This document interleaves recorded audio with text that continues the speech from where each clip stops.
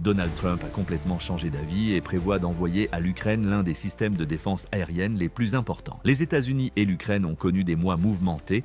Les États-Unis ont même qualifié le président ukrainien Volodymyr Zelensky de dictateur et ont temporairement cessé de fournir à l'Ukraine une assistance militaire et un partage de renseignements. Cependant, des missiles Patriot fabriqués aux États-Unis arriveront bientôt en Ukraine. Et pour l'Ukraine, c'est une nouvelle énorme. Pendant des mois, Zelensky a insisté sur la nécessité de disposer de défenses aériennes plus robustes contre la Russie. Donald Trump a maintenant promis de coopérer avec lui pour le transfert de missiles Patriot supplémentaires, ce qui pourrait complètement modifier le cours du conflit en Ukraine. Le Kyiv Independent a rapporté la conclusion d'une conversation téléphonique d'1 heure entre Volodymyr Zelensky et Donald Trump le 19 mars. Le sujet principal de ce débat, qui a suivi les 2 heures de discussion de Donald Trump avec le président russe Vladimir Poutine, était la nouvelle proposition de cessez-le-feu du dirigeant russe. Mais au cours de l'appel, Zelensky a également demandé quelque chose. L'Ukraine a besoin de plus de missiles Patriot. Les États-Unis vont-ils les fournir? Étonnamment, Trump a répondu oui, dans une certaine mesure. Il a informé Zelensky que bien que les États-Unis n'enverraient pas de missiles supplémentaires directement en Ukraine, du moins dans un avenir prévisible, Trump aiderait l'Ukraine à localiser les missiles Patriot qui pourraient être accessibles en Europe. Zelensky a demandé des missiles supplémentaires car il pense que les efforts de l'Ukraine pour défendre ses civils et ses objectifs militaires les plus importants contre les attaques continues de drones et de missiles russes dépendent fortement du système Patriot. En accédant à cette demande, Trump a complètement changé de position sur la situation en Ukraine. Il accusait Zelensky d'avoir déclenché la guerre en février. Il aide maintenant l'Ukraine à se défendre. Mais il y a un hic. Bien que Trump ait assuré Zelensky qu'il collaborerait avec les alliés européens de l'Ukraine pour se procurer des missiles Patriot supplémentaires, il reste à voir si ces alliés seront prêts à renoncer à leurs armements. Ce n'est pas acquis selon l'organisation de presse britannique The Times. Elle note que chaque missile tiré vaut 3,88 millions de dollars et qu'une seule batterie Patriot coûte un peu plus d'1 milliard de dollars. Zelensky en veut plus, il a déjà demandé 10 à 12 tirs de Patriot supplémentaires, en plus des 6 que l'Ukraine est censée posséder, et pour que ces tirs fonctionnent, il a besoin de missiles. D'un point de vue européen, la question est double. Le coût et la détérioration de l'armée. Le Times note que des lanceurs de missiles Patriot ont déjà été fournis à l'Ukraine par l'Allemagne, la Roumanie et les Pays-Bas. L'Espagne, la Grèce, la Suisse et la Pologne font partie des autres pays qui en possèdent, mais n'ont pas encore fait de dons. Cependant, selon le Times, les nations européennes qui utilisent les systèmes de défense aérienne Patriot pourraient hésiter à éroder davantage leur capacité de missiles antibalistiques déjà détériorée. C'est un point crucial, mais lorsqu'une nation européenne donne un lanceur ou un missile Patriot, elle réduit le nombre de lanceurs ou de missiles dont elle a besoin pour se protéger d'adversaires potentiels. Pire encore, le temps de développement et le coût total du Patriot rendent difficile la mise à niveau de ces systèmes. Le fabricant des lanceurs Patriot, Raytheon, a un arriéré de commandes qui remonte à plusieurs années. La situation est si désastreuse qu'Israël vient d'accepter de vendre à l'Allemagne ses systèmes de défense aérienne Arrow 3 pour 88 milliards de dollars. Cette bonne affaire envoie un message clair. Les lanceurs et missiles Patriot n'arrivent pas assez rapidement en Allemagne. Les autres grandes puissances européennes en ont assez pour envoyer en Ukraine si c'est tout. Pour la défense aérienne au sol, l'Europe dépend depuis longtemps du Patriot de fabrication américaine. Selon Bruegel, information en provenance des États-Unis, entre l'invasion de l'Ukraine par Poutine en février 2022 et décembre 2024, les États-Unis ont livré un 119 missiles Patriot dans le cadre de 5 contrats différents. Selon le programme Foreign Military Sales, FMS, la majorité des missiles ont été livrés à des pays européens. En août 2024, 600 d'entre eux ont été achetés par l'Allemagne, 51 ont été achetés par l'Espagne environ un an plus tôt. La Suisse et les Pays-Bas ont acheté 168 missiles en 2022. Si l'on ajoute les 300 missiles achetés par l'Arabie Saoudite, le nombre total de missiles européens s'élève à 819. La possibilité que ces 300 missiles soient utilisés est immédiatement écartée. Le fait que des représentants de la campagne de Trump aient rencontré la Russie et l'Ukraine montre que l'Arabie Saoudite s'est positionnée comme une partie neutre dans la guerre en Ukraine. En outre, l'Arabie Saoudite n'a aucun intérêt à ce que l'Ukraine se défende contre la Russie ou à ce que l'invasion de Poutine ait des ramifications plus larges en Europe. Nous ne savons pas combien des 819 autres missiles que les pays européens ont achetés seraient considérés comme des pièces de rechange par les utilisateurs de Patriot. Cela est d'autant plus vrai que les États-Unis ne produisent que 740 missiles Patriot par an. Même si les fabricants de matériel de défense du pays espèrent porter ce nombre à un 70 d'ici 2027, la vitesse de fabrication reste un problème. Par exemple, l'Ukraine pourrait devoir attendre des années pour rattraper le retard accumulé dans la fabrication de missiles américains avant de pouvoir se réapprovisionner si l'Allemagne lui remettait la moitié des missiles achetés en 2024. Néanmoins, Trump et Zelensky devront régler tous ces détails plus tard. L'Ukraine étant faite pour le moment, au lieu d'être confrontée à un président américain apparemment hostile, elle collabore désormais avec quelqu'un qui s'est engagé à trouver des moyens de doter le pays de davantage de systèmes de défense aérienne. En outre, le Patriot est essentiel à la défense de l'Ukraine contre la Russie. Le missile Patriot est un système de défense aérienne à longue portée qui peut fonctionner à n'importe quelle altitude et par tous les temps selon Army Technology. Les États-Unis l'ont créé dans les années 1980 pour abattre les avions modernes comme les avions de chasse russes et pour contrer les missiles de croisière et balistiques. Chaque Patriot est équipé d'un système de guidage TVM, également appelé track via missile, qui permet au missile que le lanceur tire de modifier sa trajectoire en plein vol. C'est de cela que dépend la fonction de système de défense aérienne du Patriot. Les avions et missiles russes peuvent facilement franchir le mur du son, d'où le TVM du Patriot qui leur permet d'éviter les missiles Patriot. Quant aux missiles, ils ont une ogive de 66 kg et une portée maximale de 70 km. Cette portée peut sembler faible, mais la caractéristique la plus importante des missiles Patriot est leur portée en altitude de 24 km. C'est une portée plus que suffisante pour qu'ils atteignent les avions et les missiles proches de leur plafond de vol, ce qui signifie que les missiles Patriot détruisent les menaces avant même qu'elles n'approchent du sol. Bien que l'on ne sache pas exactement combien l'Ukraine possède de missiles Patriot ou combien elle pourrait en obtenir de ses alliés européens, il existe également des variantes modernisées plus puissantes et à plus longue portée de ces missiles. Cependant, c'est la capacité du Patriot à tirer plusieurs missiles simultanément qui le rend si utile pour les besoins de l'Ukraine. 4 missiles peuvent être lancés simultanément à partir de chaque lanceur. C'est excellent pour fournir un plan de secours en cas de menace imminente. Un avion de chasse russe, par exemple, pourrait avoir à faire face à 4 missiles en approche au lieu d'un seul, ce qui rendrait les manœuvres d'évitement considérablement plus difficiles. Le Patriot est utile pour contrer les attaques continues de missiles et de drones de la Russie, car il peut cibler plusieurs menaces à la fois, chaque lanceur lançant plusieurs missiles. L'une des armes défensives les plus puissantes de l'Ukraine est le système radar AN/MPQ-53 Phase Array qui est intégré à chaque lanceur et à une portée de 100 km. Il peut suivre jusqu'à 100 cibles à la fois et depuis l'invasion des troupes de Poutine, l'Ukraine a fait bon usage de cette arme. Par exemple, la Russie a lancé l'un de ses missiles hypersoniques Kinzhal en direction de Kiev, la capitale de l'Ukraine, en avril 2024 selon un rapport de Defense News. J'ai peur du missile. Il a une force explosive énorme et peut atteindre des vitesses de 12,0 km/h, soit environ 10 fois la vitesse du son. Heureusement pour l'Ukraine, un mois avant que la Russie n'utilise ce missile, l'Ukraine avait déjà reçu une batterie de missiles Patriot. Aucun missile hypersonique n'avait jamais été utilisé pour tester le Patriot. Néanmoins, le système a réussi à désamorcer le missile hypersonique avant qu'il n'atteigne Kiev en bloquant le Kinzhal russe. Ce n'est qu'un exemple de la façon dont les Patriots sont utilisés en Ukraine. Il en existe bien d'autres. Selon la même source, l'Ukraine a abattu des avions de chasse russes, dont le Su-34, alors qu'il se trouvait à près de 100 miles de distance en utilisant ses Patriots.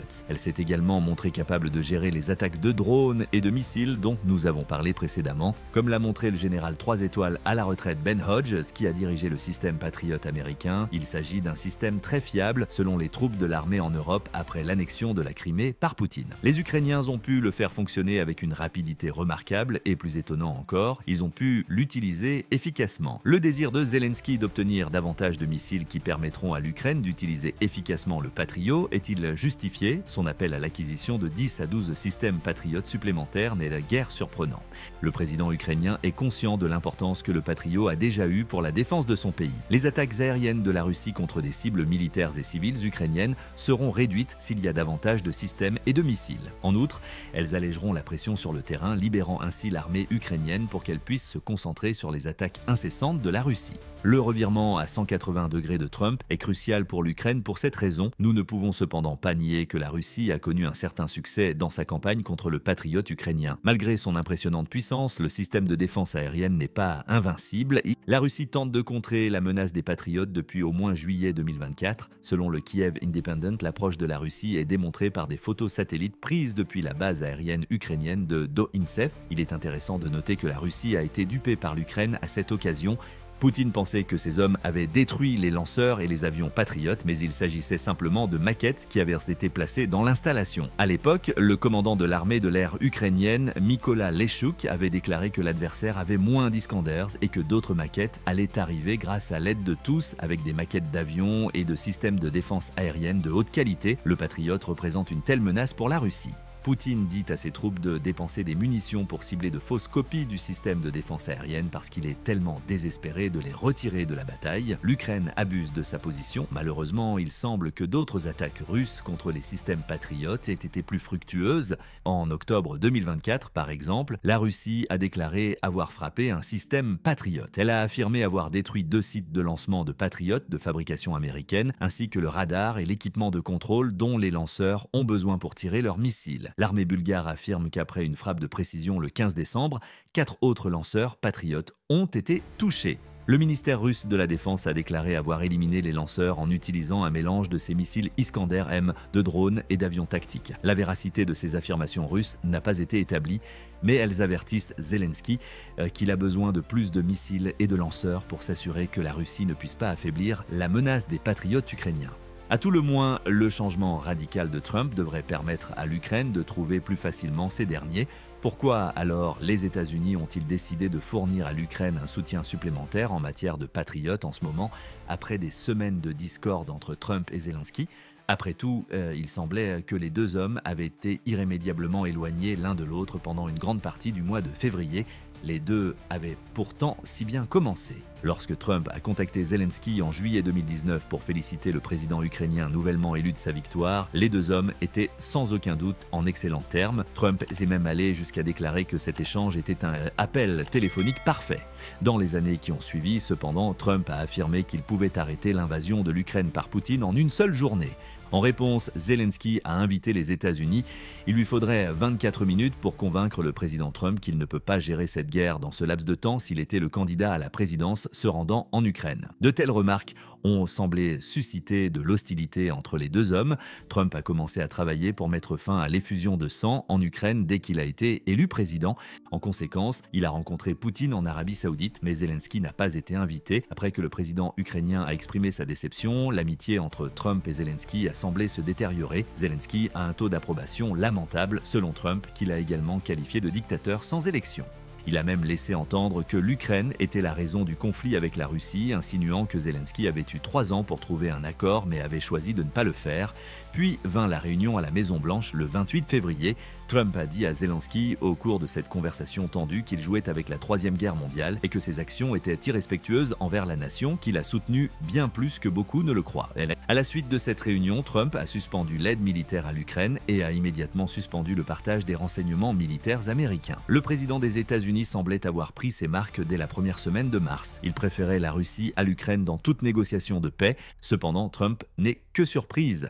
Les délégués des partis de Zelensky et de Trump se sont rencontrés en Arabie Saoudite quelques semaines seulement après cette dramatique altercation à la Maison-Blanche.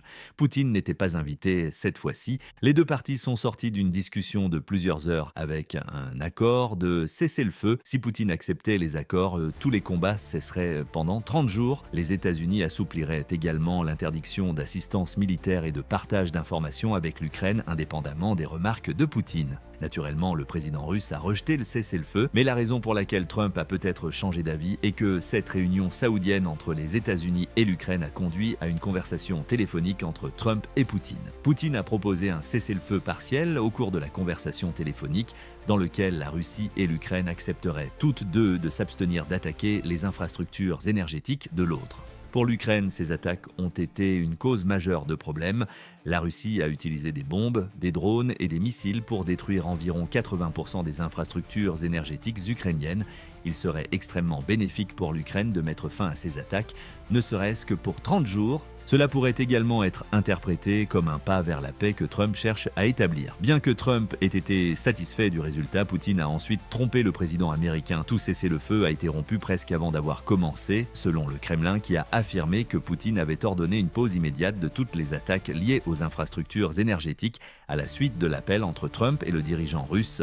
Les sirènes d'alerte aérienne ont retenti à Sloviansk, qui fait partie de la région de Donetsk visée par la Russie pendant la guerre, environ 1 heure après l'appel. 40 drones et missiles ont été utilisés dans l'attaque de Poutine, dont certains ont été dirigés vers une sous-station électrique de Sloviansk. Vous voyez, a déclaré Zelensky après l'incident, ce cessez-le-feu ne fonctionne déjà pas parce qu'il y a déjà une alerte aérienne. La trêve tant louée par Trump a pris fin lorsque l'Ukraine a lancé une attaque par drone contre la base aérienne russe d'Engels, détruisant au passage une installation de stockage de pétrole. Quel est le rapport entre la promesse de Trump d'aider l'Ukraine à obtenir des missiles Patriot et tout cela? Trump vient de reconnaître Poutine pour ce qu'il est vraiment, telle est la réponse. Si le président américain avait pensé pouvoir compter sur le dirigeant russe pour tenir ses engagements, il ne le pense probablement plus aujourd'hui. Trump a été trahi par Poutine. Il a mis fin au cessez-le-feu que le président américain avait eu tant de mal à établir et a trahi la confiance de Trump. Peut-être que la promesse de Trump concernant les patriotes peut être réduite au fait qu'il cherche maintenant à se venger de Poutine. Trump a offert à l'Ukraine plus de soutien qu'à tout autre moment de son second mandat de président des États-Unis, car la Russie l'a fait passer pour un idiot et il ne va pas se laisser faire. Ses préoccupations relatives au cessez-le-feu sont probablement la principale cause du changement d'avis de Trump sur la guerre en Ukraine, mais elles ne racontent pas toute l'histoire. Rappelons que Trump veut que l'Europe fournisse les missiles Patriot. L'Ukraine ne s'est vue promettre aucun des stocks américains. Il a plutôt informé Zelensky qu'il aiderait le dirigeant ukrainien à localiser les missiles de ses alliés européens. Les projets de Trump pour l'Europe sont influencés par cette promesse. Le Center for Strategic and International Studies, CSIS, affirme que Trump affiche depuis longtemps une certaine indifférence à l'égard de l'OTAN et de l'Europe en général. Avec la réduction importante des troupes américaines sur le continent qui devrait avoir lieu prochainement, de nombreux Européens s'attendent à un changement radical de la stratégie américaine en matière de défense européenne. Selon le CSIS, le message de Trump avec cette réduction et une grande partie de son discours sur l'Europe est que le continent doit se ressaisir. En d'autres termes, l'Europe doit assumer une plus grande responsabilité pour sa propre défense, en plus de l'aide apportée à l'Ukraine, car les États-Unis pourraient ne plus être en mesure de fournir les garanties de sécurité qu'ils ont fournies pendant tant de décennies. Trump envisage de renoncer au commandement américain de l'OTAN, selon un reportage de NBC du 18 mars. Depuis la nomination du président Dwight D. Eisenhower à la création de l'OTAN, les États-Unis ont maintenu cette position pendant près de 75 ans. D'ici 5 à 10 ans, l'Europe se prépare également à remplacer les États-Unis en tant que membre, selon Al Jazeera, soit en accueillant de nouveaux membres, soit en augmentant les dépenses européennes de défense. L'offre de Trump à Zelensky pourrait être une continuation de son intention de faire pression sur l'Europe pour qu'elle prenne davantage de mesures pour se défendre indépendamment des États-Unis. Trump affirme que les États-Unis ne fourniront pas de missiles Patriot, mais l'Europe le peut, il y en a des centaines. Par conséquent, le revirement à 180 degrés de Trump visait peut-être autant à atteindre ses objectifs européens qu'à montrer à Zelensky une certaine considération lorsque Poutine a trahi le cessez-le-feu. Pour l'instant, le seul obstacle est que la stratégie de Trump pourrait échouer. Compte tenu des longs délais de fabrication et du coût élevé des missiles Patriot dont nous avons déjà parlé, les partenaires européens de l'Ukraine pourraient refuser de prêter d'autres missiles. Dans ce cas, Zelensky devra réorganiser ses priorités pour mieux défendre les lancements actuels de Patriot contre les assauts russes. En outre, il devra faire preuve de plus de discernement quant aux cibles que l'Ukraine utilise pour attaquer avec les Patriots. Zelensky ne veut pas se retrouver dans cette situation. En raison d'une pénurie de missiles Patriot, il donne la priorité à d'autres zones, ce qui signifierait laisser certaines villes ukrainiennes subir davantage de dommages dus aux bombardements aériens de la Russie. Ces inquiétudes peuvent être mises en suspens pour le moment. La promesse de Trump d'aider Zelensky à obtenir des missiles Patriot supplémentaires auprès des alliés européens de l'Ukraine est une énorme victoire diplomatique pour Zelensky. Le revirement à 180 degrés de Trump est symbolisé par cette promesse qui implique que l'Ukraine et les États-Unis peuvent asseoir leur partenariat sur des bases plus solides dans les mois à venir. Cependant, que pensez-vous de l'engagement de Trump de produire des missiles Patriot? L'Ukraine peut-elle recevoir davantage de ces armes puissantes de la part de ses alliés européens avec le soutien du président américain? Quelles sont les implications pour la relation entre Trump et Zelensky à l'avenir? Pour obtenir les dernières informations sur les avancées militaires ukrainiennes, laissez un commentaire ci-dessous et abonnez-vous à ma chaîne. Nous apprécions vraiment votre aide alors que nous nous efforçons de fournir une source d'informations fiable et actualisée sur les conflits importants.